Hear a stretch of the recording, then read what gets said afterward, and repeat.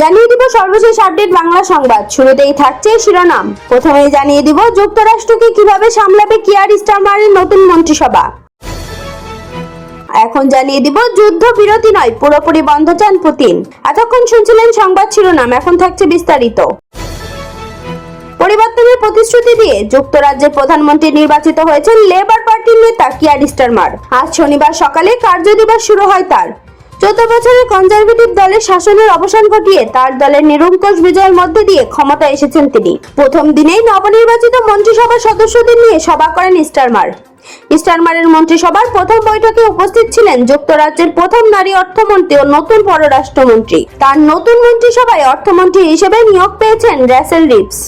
পররাষ্ট্রমন্ত্রী পদে নিয়োগ পেয়েছেন কৃষ্ণাঙ্গ ডেভিড ল্যামি। নতুন সরকারে অ্যাঞ্জেলা রাইনারকে উপপ্রধানমন্ত্রী পদে নিয়োগ দিয়েছেন প্রধানমন্ত্রী কিয়ার স্টারমার। যুক্তরাজ্যের নতুন স্বরাষ্ট্রমন্ত্রী হয়েছেন ইভেট্টে কুপার। জন হ্যালি প্রতিরক্ষা মন্ত্রী, ব্রিজেট ফিলিপসন শিক্ষামন্ত্রী, এড মিলিব্যান্ড জ্বালানি মন্ত্রী, শাবানা মাহমুদ বিচার মন্ত্রী, জোনাথন রেনল্ড বাণিজ্য মন্ত্রী, লিজ ক্যান্ডল শ্রম ও কারামন্ত্রী, স্টিভ রিড পরিবেশ মন্ত্রী, পিটার কৈলি বিজ্ঞান উদ্ভাবন ও প্রযুক্তি মন্ত্রী, লিসা নন্দী সংস্কৃতি বিষয়ক মন্ত্রীর দায়িত্ব পেয়েছেন। তাদের মধ্যে লিসা নন্দী ভারতীয় ও শাবানা মাহমুদ পাকিস্তানি বংশীভূত। যুক্তরাজ্যের নতুন মন্ত্রিসভায় কিছু চমকও দেখা গেছে। করোনা মহামারীর সময়ে ব্রিটিশ সরকারের প্রধান বৈজ্ঞানিক উপদেষ্টা হিসেবে কাজ করা প্যাট্রিক ভ্যালেন্সকে বিশ্ব বিজ্ঞান বিষয়ক মন্ত্রী করা হয়েছে, আর টিম্পসন গ্রুপের মালিক জেমস টিম্পসনকে কারামন্ত্রী করা হয়েছে। এদিকে ব্রিটিশ প্রধানমন্ত্রী হিসেবে ন্যাটোর 75তম বার্ষিক সম্মেলনে যোগ দেবেন স্টারমার। আগামী মঙ্গলবার ওয়াশিংটন ডিসিতে এই সম্মেলন শুরু হবে। এটি হবে প্রধানমন্ত্রী হিসেবে স্টারমারের প্রথম বিদেশ সফর। ওয়েস্টমিনিস্টার এবং ওয়াশিংটনের মধ্যে সম্পর্ক আরো দৃঢ় করার ক্ষেত্রে এই সফর গুরুত্বপূর্ণ ভূমিকা রাখবে বলে মনে করা হচ্ছে। ন্যাটোর প্রধান জেন্স স্টোলটেনবার্গ বলেছেন, আগামী সপ্তাহে আবারও স্টারমারের সঙ্গে বৈঠক করার পরিকল্পনা করছেন। স্টারমারকে ন্যাটোর শক্ত সমর্থন হিসেবে উল্লেখ করেছেন স্টোলটেনবার্গ। যুক্তরাজ্যে বৃহস্পতিবার অনুষ্ঠিত পার্লামেন্ট নির্বাচনে 412টি আসনে জয় পেয়েছেন লেবার পার্টি। কনজারভেটিভ পার্টি পেয়েছে 121টি আসন। সংখ্যাগরিষ্ঠতার জন্য কোন দলের প্রয়োজন হয় 326 আসন। কনজারভেটিভ দলের নির্বাচনে ভরাডুবির পর পার্টির দলনেতা পদ ছেড়েছে ঋষি সুনাক। লেবার পার্টির নেতা স্টারমার রাজার কাছে যাওয়ার আগেই বাকিংহাম প্যালেসে গিয়ে সরকার প্রধানের পদ ছাড়েন সদ্য সাবেক এই প্রধানমন্ত্রী। এরপর ডাইনিং স্ট্রিটের বাইরে দেওয়া এক ভাষণে দেশবাসীর কাছে ক্ষমা চান তিনি। শুক্রবার রাজা তৃতীয় চার্লসের সঙ্গে বাকিংহাম প্রাসাদে গিয়ে দেখা করেন কিয়ার স্টারমার। ব্রিটেনের রাষ্ট্রপ্রধান রাজা তৃতীয় চার্লস তাকে যুক্তরাজ্যের নতুন প্রধানমন্ত্রী হিসেবে নিয়োগ দেন। এর আগে বিজয় ভাষণে স্টারমার বলেন, পরিবর্তনের শুরু হলো। আমরা বলেছিলাম বিশৃঙ্খলতার রীতি টানবো, সেটা করে দেখাবো আমরা। আজ থেকে নতুন অধ্যায়ের সূচনা হবে। গতকাল মন্ত্রিসভার প্রথম বৈঠকে মন্ত্রীদের উদ্দেশ্যে লেবার পার্টির নেতা বলেন, আপনাদের অনেক কাজ করতে হবে, আমরা এখন এসব কাজ নিয়ে এগোবো। দিনের শুরুর প্রথম ঘন্টায় স্টারমার ডাইনিং স্ট্রিটে প্রধানমন্ত্রীর কার্যালয়ে মন্ত্রিসভার সদস্যদের নিয়োগ কাটান। সরকারি নিজের 5টি গুরুত্বপূর্ণ মিশনের কথা জানিয়ে 61 বছর বয়সী এই নেতা বলেন, তিনি দেশটির জাতীয় স্বাস্থ্য পরিষেবা ঠিক করবেন। এছাড়া সীমান্ত নিরাপদ করা সহ সড়কের নিরাপত্তার বিষয়টি নিশ্চিত করবেন। কিন্তু স্টারমারের সামনে বড় বড় চ্যালেঞ্জ অপেক্ষা করছে। এগুলো হলো স্থবির অর্থনীতিকে সচল করা, সরকারি সেবাগুলোকে ঠিক করা ও দীর্ঘদিন ধরে মানুষের জীবনযাত্রার যে ব্যয় বাড়ছে তাতে সামঞ্জস্য আনা এবং আবাসস্থল সংকটের বিষয়টি সমাধান করা। স্টারমার বলেন, দেশে পরিবর্তন আনার বিষয়টি সুইচ টিপে ঠিক করার মতো নয়।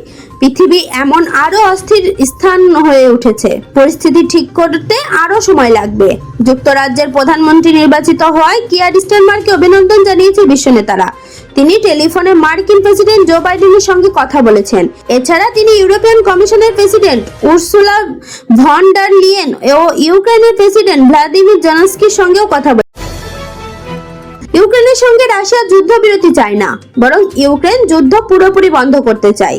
ইউক্রেন যুদ্ধ বন্ধ নিয়ে নিজেরই এমনই এক রূপরেখা প্রকাশ করলেন রুশ প্রেসিডেন্ট ভ্লাদিমির পুতিন। হাঙ্গেরির প্রধানমন্ত্রী টিক্টর আরবানের রাশিয়ার সফরে যৌথ এক সংবাদ সম্মেলনে পুতিন এই কথা বলেন। পুতিন আরো বলেন, তিনি ইউক্রেনকে আগেও যুদ্ধ বন্ধ করার প্রস্তাব দিয়েছেন। প্রস্তাবগুলো ইউক্রেনের জন্য শত্রুতা বন্ধ করা ও আলোচনা শুরু করার জন্য সুযোগ রেখেছিলেন তিনি।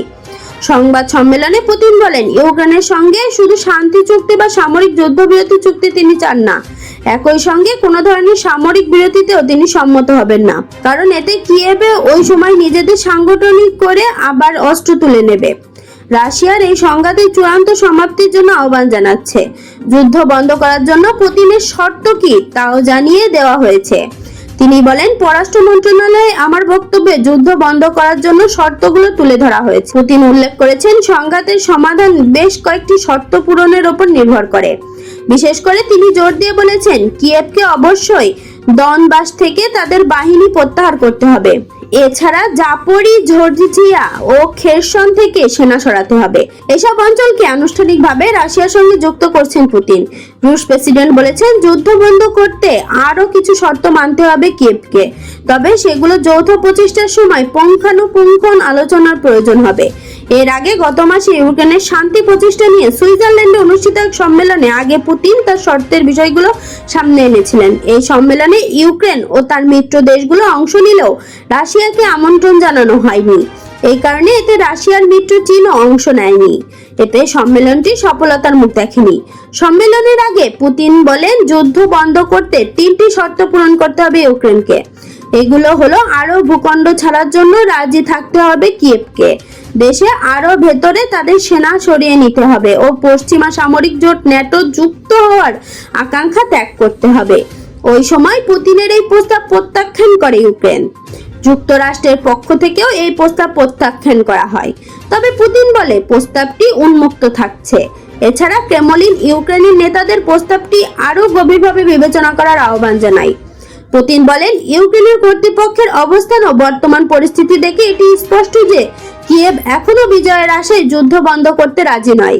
এর আগে গত বৃহস্পতিবার কাজাখস্তানের আস্তানায় সাংহাই কোঅপারেশনের অর্গানাইজেশনের সদস্য দেশগুলোর প্রধানের এক বৈঠকে পুতিন ইউক্রেনের যুদ্ধ বন্ধের সমাধান প্রস্তাব করেন। তিনি বলেন, তার শর্তে কিয়েভ ও তার পশ্চিমা সমর্থকরা রাজি হলে দ্রুত যুদ্ধ শেষ করে আলোচনা শুরু হতে পারে।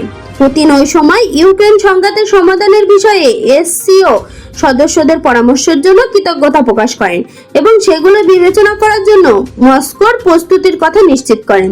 এদিকে যুদ্ধক্ষেত্রে রুশ বাহিনী আরো অগ্রগতি অর্জন করেছে বলে দাবি করেছে দেশটির প্রেসিডেন্ট ভ্লাদিমির পুতিন।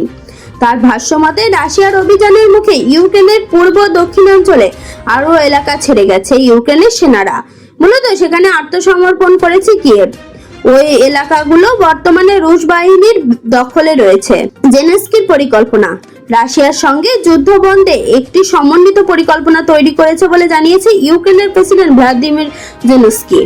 গত সপ্তাহে রাজধানী কিয়েভের এক সংবাদ সম্মেলনে এই কথা বলেন তিনি। সংবাদ সম্মেলনে জেলেনস্কির সঙ্গে উপস্থিত ছিলেন স্লোভেনিয়া প্রেসিডেন্ট নাতাশা পিয়ার্স-মুসার। এই সময় ইউক্রেনের প্রেসিডেন্ট বলেন, যুদ্ধ বন্ধে একটি পরিকল্পনা সামনে আনা আমাদের জন্য খুবই গুরুত্বপূর্ণ। এই পরিকল্পনায় বিশ্ব সংখ্যাগরিষ্ঠতা দেশের সমর্থন থাকবে। আজকের খবর এই পর্যন্তই। পরবর্তী খবর সবার আগে পেতে আইডিটি নিউজ চ্যানেলটি সাবস্ক্রাইব করে রাখুন।